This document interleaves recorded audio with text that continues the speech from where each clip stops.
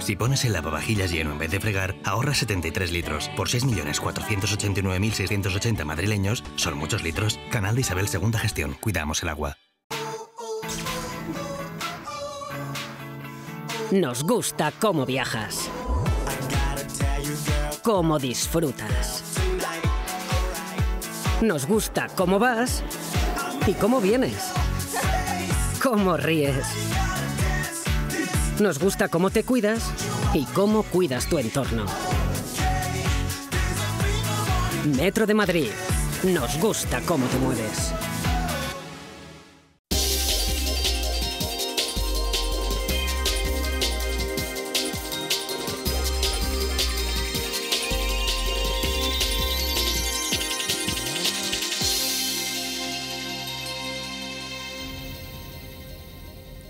Muy buenas tardes a todos ustedes. Hoy en nuestro punto de encuentro nos vamos a encontrar con nuestra tertulia en femenino, ya saben ustedes, esa tertulia en la que los temas de actualidad son tratados exclusivamente por mujeres. Bueno, hoy vamos a tratar un tema no solo de actualidad, sino de gran calado social, porque vamos a debatir sobre la nueva ley de educación, esa que conocemos todos coloquialmente como Ley Wert, por llevar el apellido del ministro. Bueno, como todos ustedes saben, esta ley, que aún está en proyecto y por tanto no ha sido aprobada todavía, ha levantado una gran polvareda en varios sectores de la población. Por un lado, como es habitual, la oposición ha criticado la ley muy duramente. Y en cuanto al sector educativo, pues también han tenido muchas críticas, pero bien es verdad que de forma diferente. Hay varios puntos que han creado una gran discordia, pero hay dos que han creado más polémica que ninguno. Me estoy refiriendo a suprimir la selectividad. A esto se han opuesto los rectores de todas las universidades. Y el tema de la nota mínima exigible para obtener una beca. En este último punto, los docentes en general no están de acuerdo con que se haya bajado la nota por la presión de los partidos políticos y los sindicatos. Los profesores, como muchos ciudadanos, consideran o consideramos que las becas han de ser para ayudar económicamente a personas que sí quieren estudiar y que no tienen recursos económicos. Tenemos que entender de una vez por todas que no se trata de dar limosnas mediante subvención a nadie. De lo que se trata es de apoyar a los estudiantes que se esfuerzan. He de recordarles que no hace tantos años, para obtener una beca, no solo había que aprobar todas las asignaturas, cosa que ahora no pasa, además esa es la obligación de cualquier estudiante. No, además de aprobar todas las asignaturas, tenías que tener de nota media un notable. Y si no, no te daban la beca, incluso te la retiraban. Y me pregunto, ¿nos estamos equivocando bajando la nota? Somos uno de los países que peores resultados académicos obtenemos, a pesar de ser uno de los que más invierte en educación. Dicen que la actual generación es la mejor preparada. Yo tengo mis dudas, sobre todo si tenemos en cuenta que hasta ahora se permite ir pasando de curso con unas calificaciones nefastas. Lo que sí que es verdad es que nuestros jóvenes se pasan más tiempo que nunca formándose. Otra cosa son los resultados. Esos resultados que se obtienen y que hemos visto, como han demostrado recientemente, los exámenes que se han hecho a muchos jóvenes, precisamente profesores, para ser docentes, y que han dejado en evidencia la preparación que tienen muchos de estos profesores. Sobre todo en áreas como la gramática y el conocimiento del medio. Hoy esto lo vamos a comentar con detalle. Bueno, pues esto y todo este tema que me parece importantísimo es el que hoy vamos a debatir en nuestra mesa con nuestras invitadas que ya nos acompañan. Nos acompaña la alcaldesa de Cienpozuelos, que le gustó mucho la tertulia en femenino y ha querido repetir. María Ángeles Herrera, muy buenas tardes. Muy buenas tardes. Y además docente, con lo cual este tema... Sí. Está implicada, lo conoce muy bien. directamente. Sí. También está con nosotras la diputada en la Asamblea de Madrid, María Martínez Añeta. Ya saben ustedes que ella y Pepa Aguado son tertulianas fijas de este programa. Y además María también es docente. Buenas tardes, María. Pues sí, buenas tardes. Llevo muchos años ya de docente. Con lo cual conoce muy bien este tema. Pepa y yo no somos docentes, pero como madres. madres, ¿verdad? Como madres. También hemos conocido y conocemos, yo como abuela ya, muy bien el tema de la docencia. Pepa Aguado, muy buenas tardes. Ya saben ustedes que Pepa es concejal del Ayuntamiento de Madrid en el distrito de Barajas. Bueno, pues la tertulia está abierta y puede empezar cualquiera de las tres, ya saben. Vamos a hablar de la educación, de la ley Wert, pero también de la situación, ¿por qué hace falta esta ley? ¿Por qué hay que reformar la educación? Por los resultados que tenemos. Vamos a ver. ¿Quieres Partimos de eso si comienzo? queréis.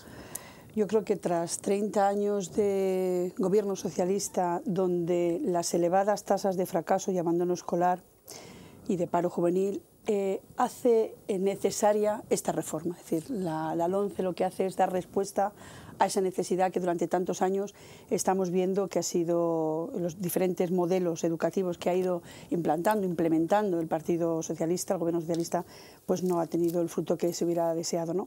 La tasa de abandono escolar es muy alta, el paro juvenil un 57%, el 23% de nuestros jóvenes ni estudian ni trabajan. Por todos esos motivos es importantísimo la reforma. Disminuir el fracaso, disminuir el abandono escolar, mejorar el nivel de conocimientos, fortalecer la función docente, fortalecer la formación profesional, que en esta ley hace bastante hincapié, y establecer evaluaciones importantísimas. Las evaluaciones por un doble sentido, porque los chavales tienen que estudiar. Si no hay exámenes, pruebas externas, no se estudia, no se tiene la misma motivación, y también por el sentido de que al establecer estas evaluaciones externas, el Gobierno detecta dónde están las posibles dificultades y se mejorarían. Es decir, que toda evaluación siempre es para mejorar. Con lo cual yo el tema de las evaluaciones lo veo bien. Pues ahora entraremos con más detalle. Vamos a escuchar una primera opinión de las tres contertulias que hoy nos acompañan. Pues sí, yo coincido, por ejemplo, con María Ángeles en el asunto de que llevamos 30 años con leyes, no con gobiernos socialistas, porque ha habido diferentes gobiernos, pero con leyes de educación socialistas. Y resulta que cuando un gobierno del Partido Popular hizo una ley, nos dieron lugar a que se pusiera en funcionamiento, porque nada más llegar el señor Zapatero al gobierno, la derogó. Entonces creo que va a ser la primera ley que vamos a tener hecha con un gobierno del Partido Popular, y yo creo que la ley, pues como todas las leyes, esta está todavía en proceso, tiene sus luces y sus sombras, pero tiene muchas más luces que sombras. Efectivamente, esta ley es una ley que prima la calidad. Y prima algo muy importante, que es el esfuerzo tanto a nivel de profesorado como a nivel de alumnado. Entonces creo que eso es una de las cosas que han sido fundamentales a la hora de tener de las cifras que tenemos de fracaso escolar y de abandono escolar. El que se ha perdido la vocación. Por un lugar, hemos hablado antes, perdón, de profesores también. Has dicho tú, Mabel, en la introducción, pues hace falta efectivamente modificar cómo el docente llega a las aulas. Pero esto no es culpa de los docentes, es culpa precisamente de nuestra enseñanza primaria y secundaria, porque si hemos analizado lo que a los docentes les ha fallado, mucho ha sido cosas que se aprenden en los primeros años de la escuela y del colegio. Pero ahí están formando a los jóvenes pues del futuro. futuro. No se puede consentir. No se puede consentir. Eso no se puede consentir. Entonces, esto lo vamos a analizar con un poquito más de profundidad, porque es un tema que a mí me preocupa muchísimo. Bueno, pues en resumen, la ley a mí me parece bien porque premia el esfuerzo y también otra cosa importante que premia y va a primar es la unidad nacional, porque lo que no podía ser es que en cada comunidad se enseñara una cosa. Entonces la unidad nacional de conceptos y de criterios está muy bien, y luego que a más cada comunidad aumente lo que crea necesario para sus alumnos. Sí, Pepa. A mí me parece que era necesaria también, por supuesto. Yo creo que como prácticamente todos los españoles sabemos que la ley había que cambiarla. Y me parece que esta ley que empezará y que está en debate ahora en el Parlamento, pues lo más importante para mí es que para que los alumnos tengan ganas de estudiar, hace falta un profesorado muy preparado, muy formado. Y yo creo que en esta ley sí que se incluye que la formación de los profesores es lo más importante. Pues claro. Aparte luego el esfuerzo que se valora en esta nueva ley para que los estudiantes, bueno, pues que terminen la carrera, terminen sus estudios, los que verdaderamente pueden estudiar, y los que no, fomentar, como se va a fomentar, la formación profesional, que es una de las bases más importantes que tienen que tener de salida los alumnos que por circunstancias no son capaces de terminar los estudios. No, porque tienen otras inquietudes. Claro, en estos momentos una cuarta parte del alumnado abandona los estudios en la ESO. Pues hay que intentar que esos alumnos que abandonan los estudios en la ESO no se vayan a la calle, se vayan a formarse en lo que más les gusta y hacer una formación profesional mucho más flexible, donde puedan entrar chavales que sin necesidad de hacer un esfuerzo importante en estudiar porque no les gusta, puedan terminar conociendo un trabajo. Eso que dices es verdad, porque cuando terminan la ESO, el que la termina puede seguir a bachillerato o a FP, pero hay muchos chavales que terminan con 16, con 17 años, se han repetido una vez en primaria, o con 18 se han repetido una vez en secundaria, que no tienen ni el título del graduado ni nada. Y yo veo ahí la FP, el itinerario que sigue a raíz de cuarto de la ESO, ya pueden elegir la vía de la FP. Eso es muy importante, que se haya adelantado un año. Se adelanta un año, con lo cual los chavales ya pueden ir eligiendo el itinerario de la FP o el bachillerato. Y la FP, concretamente, me gusta la ley en el sentido como lo ha ido diferenciando, la FP básica, que son 2 años, la FP de grado medio y la FP de grado superior. Pero la FP básica, a mí particularmente,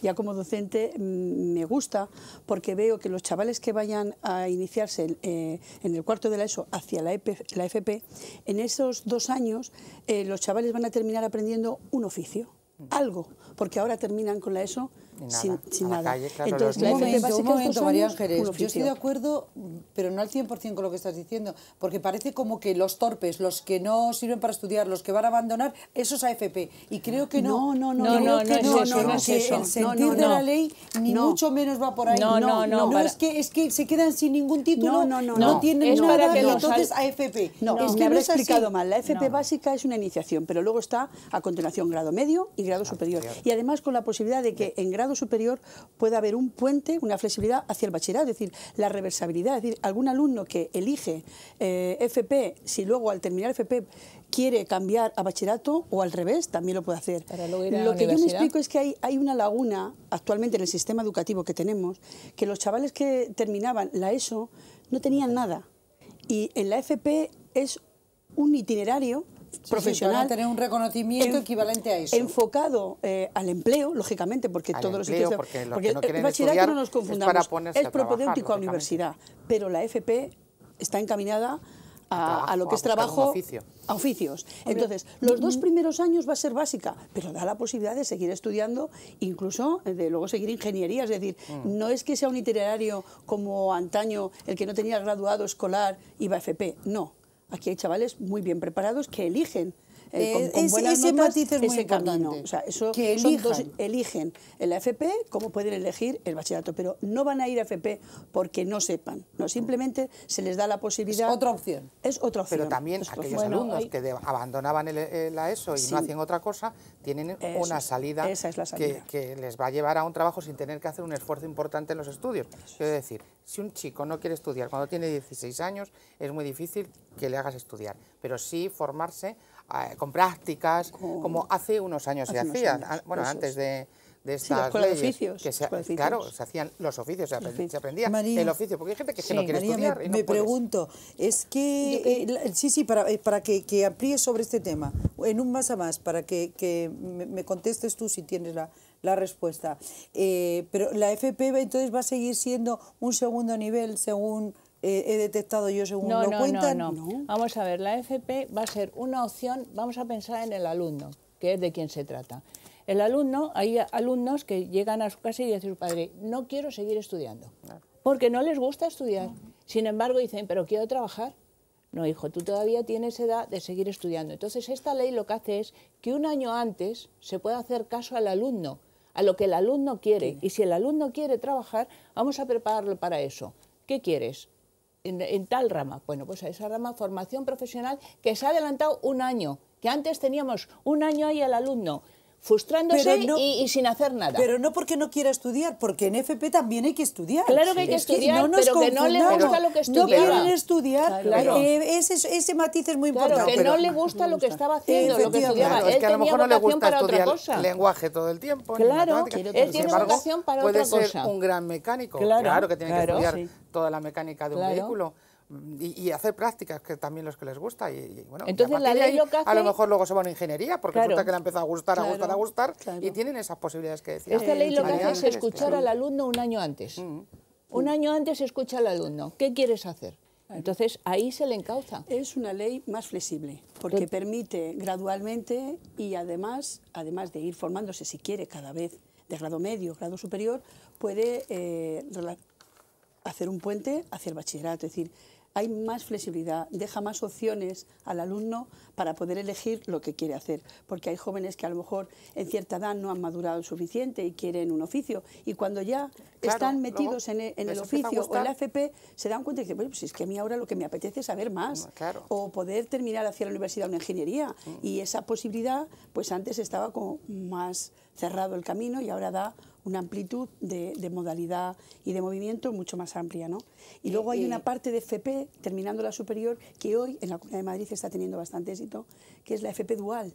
Entonces, esta FP consiste en que están la mitad del tiempo en una empresa, la mitad del tiempo en el instituto, y sobre todo está ocurriendo en grandes empresas que preparan para dar empleo. Entonces, estoy pensando en cadenas, que no voy a decir nombre, pero que quieren jóvenes determinados, entonces les preparan y van llevando una parte y además del instituto. Una beca salario tienen. Que lo contó aquí la viceconsejera de Educación, que es una modalidad de la educación de la FP dual, que a mí me pareció fantástica. Muy bien. Tengo que hacer una breve pausa, casi la hacemos ahora y así no os corto a ninguna cuando estáis en mitad de una intervención. Volvemos en un momento.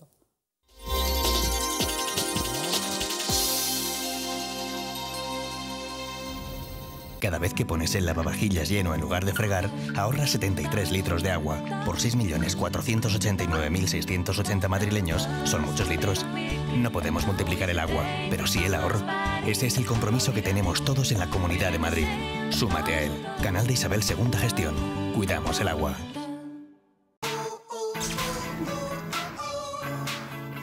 Nos gusta cómo viajas, cómo disfrutas. Nos gusta cómo vas y cómo vienes, cómo ríes. Nos gusta cómo te cuidas y cómo cuidas tu entorno. Metro de Madrid. Nos gusta cómo te mueves.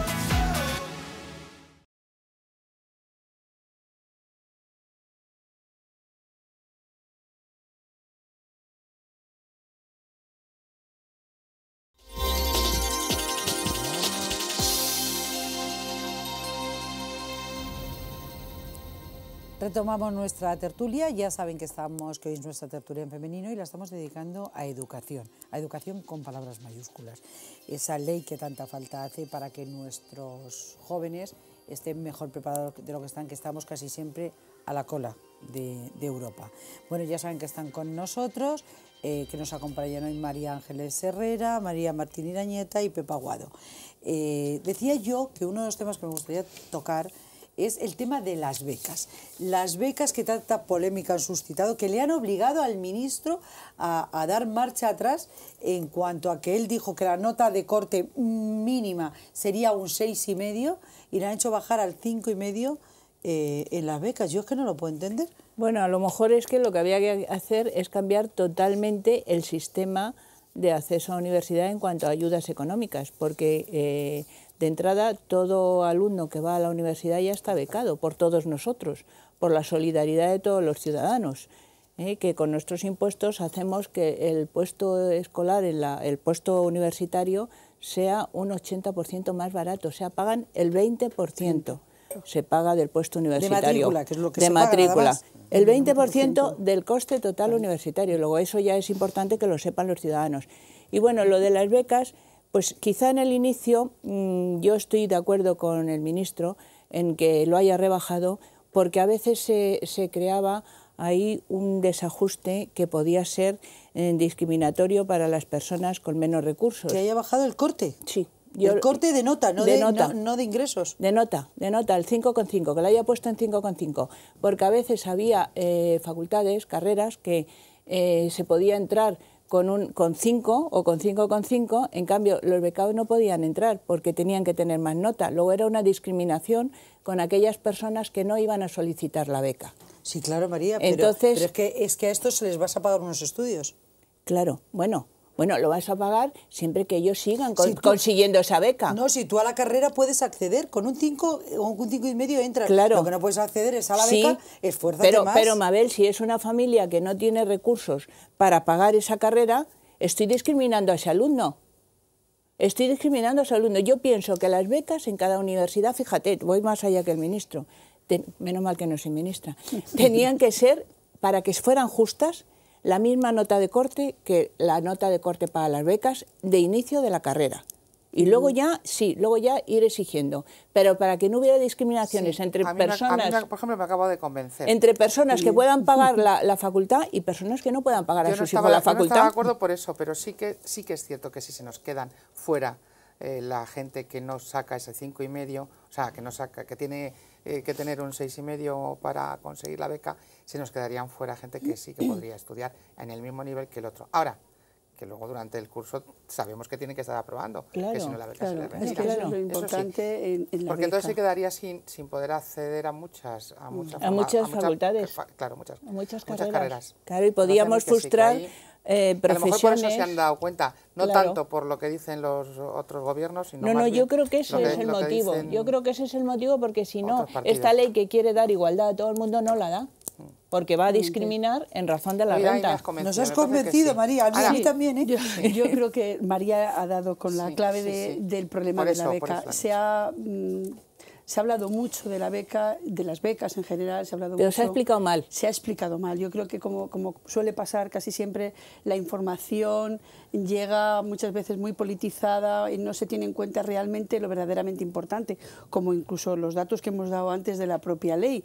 La gente está viendo lo que los medios más parece que pueden escuchar, ¿no? Bueno, lo que nos llega, los medios llega. Hombre, nos han dado la ley, o sea, sí, la lees y ya está. Pero realmente la gente normal de la calle lo que quiere saber con esta ley es si realmente atiende a las necesidades de sus hijos, de sus alumnos, qué posibilidades van a tener de poder dar diversidad a las diferentes hijos, ¿verdad? Los diferentes alumnos que tenemos, claro. Si va a dar salida a los diferentes itinerarios cuando un chaval va bien o tiene problemas y si además tiene claro lo que quiere estudiar, también. Pero ¿qué hacemos con los discapacitados? ¿Qué hacemos con los que tienen problemas? ¿Qué hacemos con los que no tienen medios y hay que ayudarles? Pues todo eso es lo que los padres quieren saber, porque al final se enmascara con muchas cosas y yo concretamente en este tema de la beca tengo clarísimo que el Estado tiene que ayudar, todos que somos el Estado, ayudar a los que verdaderamente lo necesiten, pero que también se tienen que esforzar. Porque fijaros, María, nos has convencido, a mí me había convencido casi al 100%, ahora acabo de rebajarlo un poquito, porque tengo aquí una información que dice, y esto lo ha comentado con datos en la mano, por supuesto, la Secretaria de Estado de Educación, de Educación, FP y Universidad, o sea que la señora sabe de lo que está hablando. Ella es Montserrat Gomendio. Y dice que todos, en un porcentaje muy alto, de alumnos que llegan a la universidad con ese 5 raspado, con beca o sin beca, que no terminan, abandonan los estudios. O sea que, pero es que sabes una cosa, y eso es de la ley actual, de la LOE, de la que tenemos ahora mismo vigente, que es la última... pero que la estudian, abandonan los estudios, sí, pero también los becados y los no becados. Pero fijaros, y más los no becados. Y más los no becados, normalmente. Que en la ley actual, el rendimiento académico a la hora de dar becas es imprescindible, es que está incluido, o sea, el rendimiento es fundamental. Claro. Claro, o sea, una cosa es la renta familiar, que me parece perfecto, que se ayude a Pero fíjate, todos que lo tienen. Yo estaría de acuerdo en que al principio fuera así y luego subieran, que creo que es como va a ser.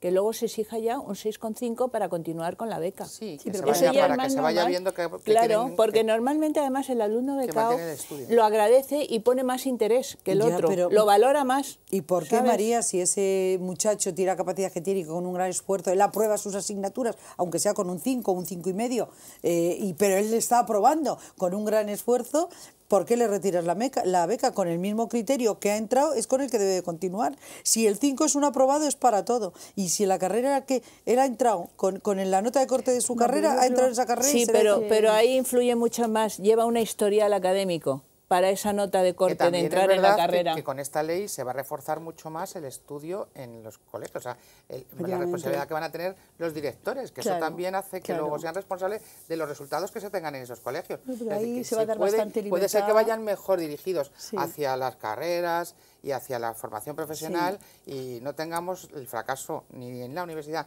ni en los colegios, pero también la responsabilidad que tiene que tener el profesorado, que lo va a tener. Hombre, el profesorado y que va a haber libre elección de elegir colegio, con lo cual también. El colegio o se cada esfuerza, colegio se lo tiene que ganar. o se esfuerza, o yo llevo a mi hijo donde vea que hay mejores la programación general del centro tendrá que hacerse hincapié cuáles son las necesidades reales de cada centro, porque en algunos se está potenciando el bilingüismo, en otros a lo mejor son las necesidades de apoyo porque tienen un nivel de rendimiento bajo. Sí, se da... que cada centro optará... Es que claro, por porque eso es una de las cosas... Un momento, antes de llegar a este punto, antes de que el centro haga todo esto, lo primero que tiene que tener son unos profesores cualificados, que no se crean ustedes que los tenemos, que no, que es que les han preguntado la gallina qué tipo de animal es y han dicho que es un mamífero. Por ejemplo, a los profesores que están dando clase al día de hoy a nuestros hijos y a nuestros nietos, que les están formando para el día de mañana. O sea que, ojo, antes de que el colegio, el centro... A ver, yo creo que eso es el resultado de la LOSE, porque los que nos hemos educado en otros sistemas educativos,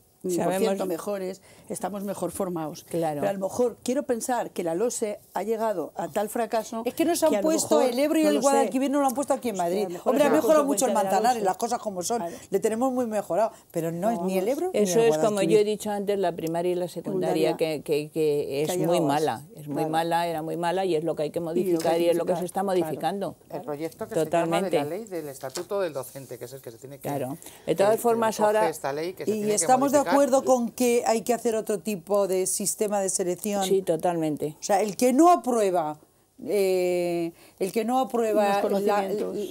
con los conocimientos básicos no puede ser profesor, aunque lleve 100 años dando clases. Pues claro, que se recicle. Claro, y para que apruebe la prueba de conocimientos. Yo no estoy en contra de que lleve 100 años, pero que no cuente eso. Lo que cuenta son los conocimientos que va a transmitir luego. Es que hasta ahora, como bien sabemos, a la hora de puntuar, pues una persona que entró como interina en un centro público se examina, no aprueba, pero como le unen los años que lleva de docente, pues resulta que se queda en el puesto de trabajo que ha suspendido y otra persona que haya aprobado, como no tiene puntos porque nunca ha dado clases, se queda fuera. Eso es una injusticia. Total. Sí, y además va en detrimento de nuestros alumnos. Efectivamente. Sí. Y de la enseñanza en general.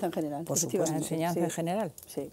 Bueno, pues sería muy importante prestigiar a la función del docente. Como estaba antes. Eso es muy importante. Como estaba antes. Estimula al profesor y eso lo recoge también y dar la libertad que se está dando en los centros, y me refiero a los equipos directivos, que se le está dando bastante libertad para que en el centro se puedan desarrollar los diferentes programas que eso lo sabemos todos, ¿no? Según qué barrio, qué zona, pues sabemos cuáles son las necesidades que cada centro Eso es una requiere. de las cosas que se ha copiado de la Comunidad de Madrid, que ha dado muy buen resultado, el dar más autonomía a los centros. Efectivamente. Muy bien.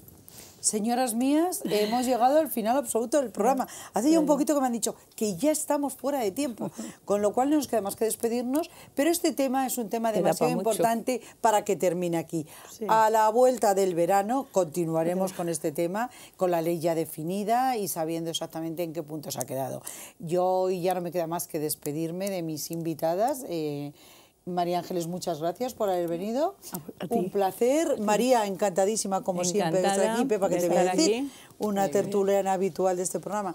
Y que sepan ustedes que, bueno, pues porque así ustedes nos lo han pedido, que me han dicho que les gusta la tertulia en femenino, vamos a tratar de hacer una a la semana.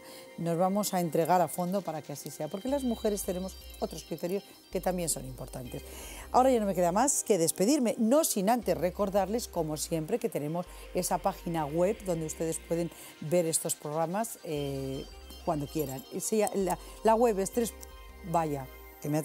www.puntodencuentrodigital.es y nuestro correo al que nos pueden escribir y decirnos lo que quieran es comentarios@puntodencuentrodigital.es. Nos despedimos hasta nuestro próximo punto de encuentro, pero ya saben, como siempre, tienen que estar ahí. Si ustedes no están en esto, no tienen ningún sentido. Muchas gracias y buenas tardes.